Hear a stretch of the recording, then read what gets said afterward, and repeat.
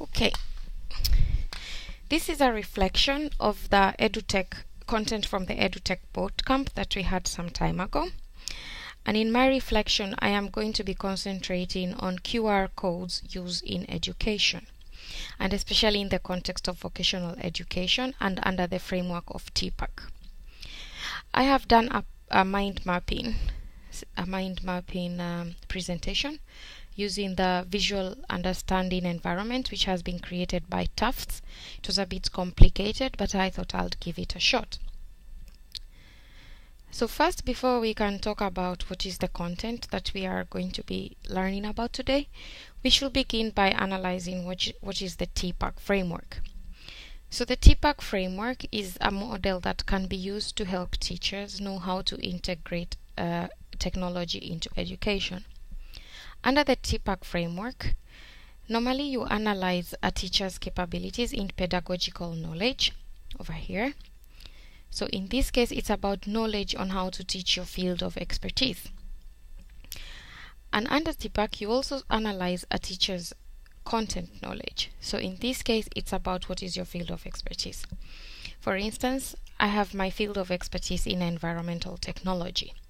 This is what I have studied as my basic education in university, and it's also what I have work experience in. At the same time, you analyze a teacher's technology knowledge, like how much do they know about certain technology or the technology at hand, and whether actually they are able to use that technology to support their study or their teaching in the field of their expertise.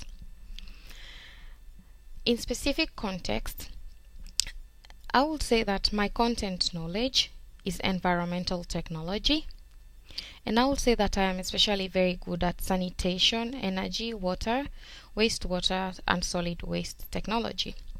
And I would say that my expertise goes as far as international development and sustainability.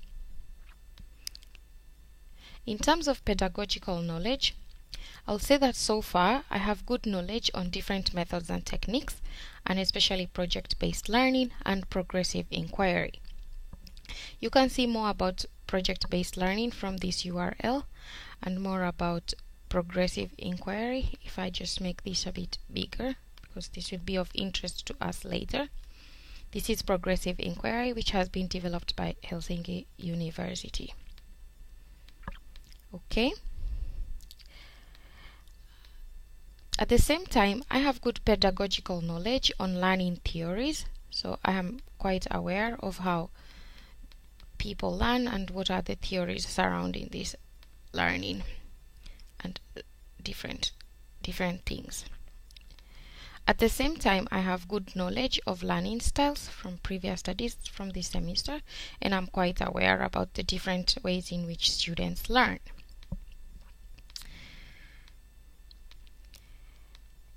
Okay, in terms now of technology, and especially in this context, I would say that following my research, I have now developed quite good knowledge in QR codes.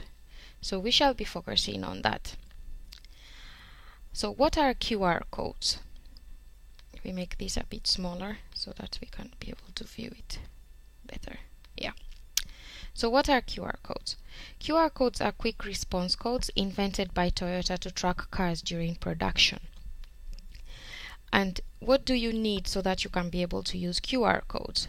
Normally you need a scanning application, which is something that you can download from the internet, or in some cases it is already inbuilt in your mobile phone or tablet.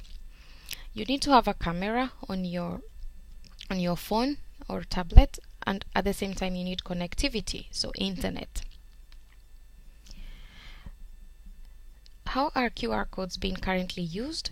So they are mostly being used in advertising, in tracking of products, which is same like used to be done with barcodes, in product labeling, storing information. For instance, it's possible to store information on addresses, especially V-cards, website URLs, digital calendars.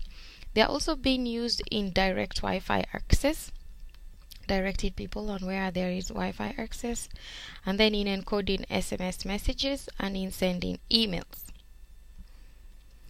Now, in the context of this presentation, we shall be looking how QR codes can be integrated using the TPACK framework. That means that I am going to put my pedagogical knowledge and my newfound technology knowledge and my content knowledge, and it will be based on the context of implementing QR codes.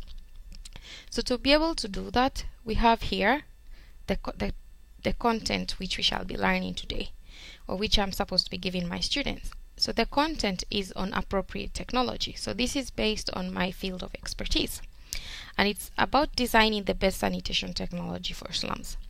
And the method or pedagogical knowledge that I'm going to use to apply in this teaching process will be progressive inquiry. And the technology that I am interested in using is QR codes. Now, we shall now go through the steps of progressive inquiry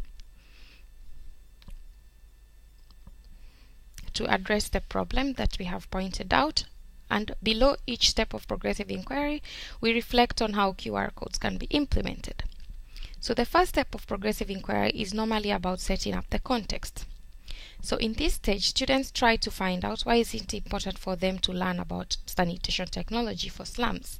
Where would they need this information? How do you integrate QR codes in this stage?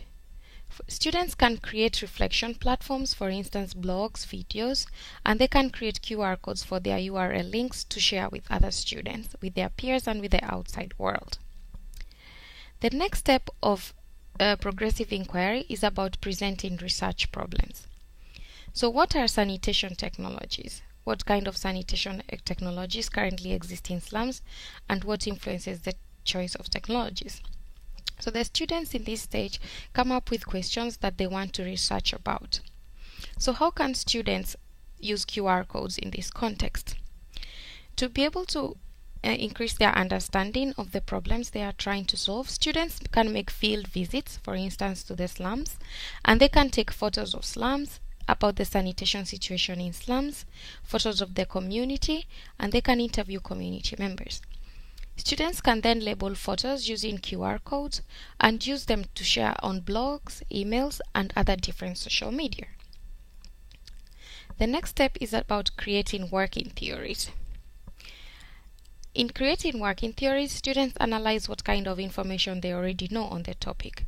So for instance, what do we currently know about slum sanitation technologies?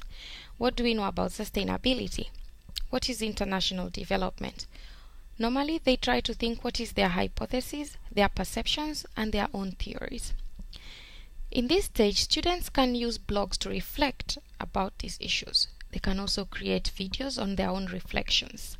They can then create URL links linking to these blogs and these videos and share them with students and other external partners. After creating working theories, students then normally do critical evaluation. It is at this stage that students start to criticize their knowledge. What is the basic knowledge they know about the topic? Is it good enough? Does it enable them to go forward? With that knowledge, are they able to recommend or build sanitation technologies in the slums? To be able to implement critical evaluation, a good thing to do will be, like, for instance, to create a debate event. So this is where students challenge each other and ask each other questions based on what they have as working theories. So create a debate event in your school or in your class and make it interesting by inviting external people and experts, schoolmates, and anybody else who is interested. Create a QR code poster linking to your event. Post it around the school and public places. Doing this, you can generate interest about your event and also get feedback during the debate session. The next step after creating critical evaluation is about searching deepening knowledge. So this is after students have analyzed their own theories and realize that they need to know more for them to be able to build a sanitation technology or to recommend one. And here they start to work as teams. So they ask themselves, where can they find more information about the topic? How should they source for more information? And how can they work together to source for information? The task in this section is about collaborativeness. So students need to create something that can be able to enable them to collaborate better. And one example how this can be used using QR codes. Students can use QR codes to store team member contacts, to send SMSs and emails to communicate with each other, and they can also mark important dates for meetings and activities in their digital calendar, and this will increase collaboration within teams. The next step is about developing deepening problems. In this section, students try to think more deeply about the problem they are trying to solve. For instance, they start to ask themselves more serious questions, like what is considered sustainable? Should we design some new technology or implement what is already existing? Can we improve on any aspects of current models? Would it be sustainable if we did? In this section, they try to narrow down their research problem. And one good way to do that is by getting information and feedback from people in the field. So students can do a survey from external experts. For instance, they can ask NGOs, governments, companies, and peers by creating a questionnaire. They can create a QR code linking directly to the survey. So they can create a QR code linking directly to this questionnaire. And also a QR code with all the email addresses of all the potential people they want to fill in the questionnaire. They can then send out an email with a QR code of the survey attached.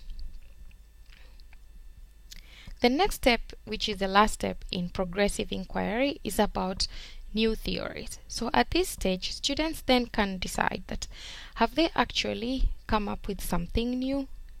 Do they now view the issue differently? Do they view sustainability differently? Do they view sanitation differently? And they start to ask themselves these deep questions.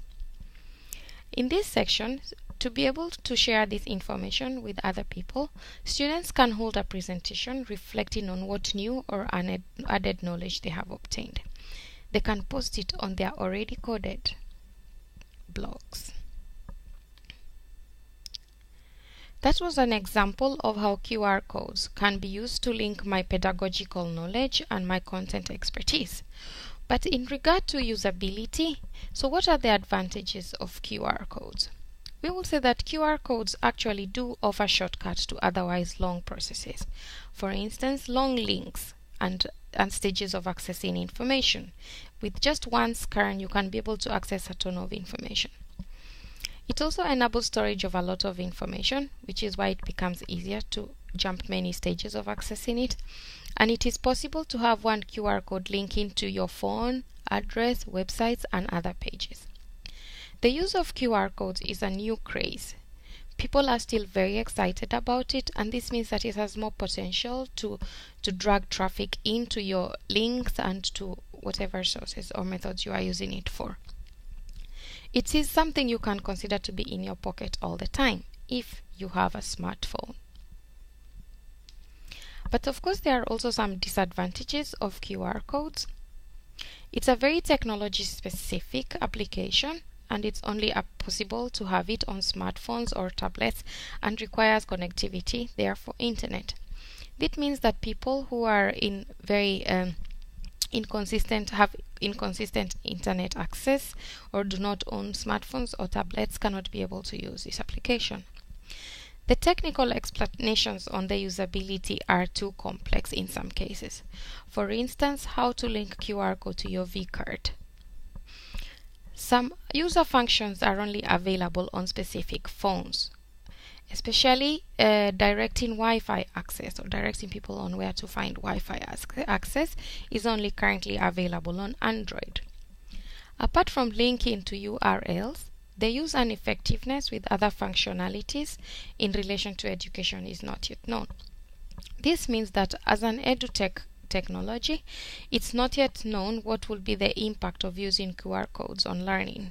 Like, not enough research has been done about it since it's a new thing.